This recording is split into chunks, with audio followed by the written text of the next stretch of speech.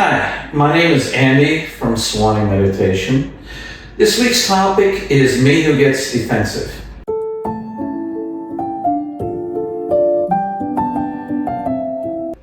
So, quick background. I have always had a problem with taking things way too personal. And throughout my life, I knew that was a problem. Like if someone would say something out of anger, that would bother me the whole day. I'd lose sleep over that. And somebody cut me off in traffic, any number of things. It didn't take much to offend me. But the problem was I would hold on to that aggressively, that thing that came up. And it was a real burden, just filled with anger, and I had no way of letting it go. I took things way too personal. I saw this flaw within me, but the thing was, I didn't know how to get rid of it. And so until I came to this meditation, I was trying, but without success.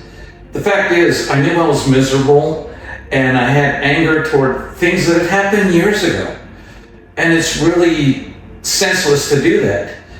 Thanks to this meditation, I was able to reflect on myself and see the why, the cause of this, so then I could let it go.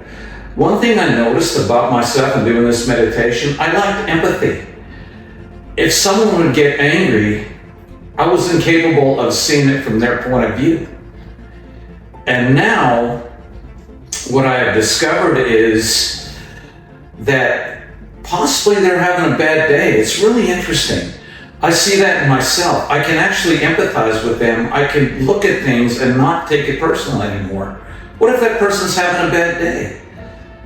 Now I don't take those things personal. Whatever's going on, I'm able to just let it go thanks to this meditation and the steps that they have shown me. And I'm so grateful for that fact. So if I do customer service right now, we deal with a lot of angry people sometimes. They're short-tempered. They raise their voice. Sometimes it's really uncalled for.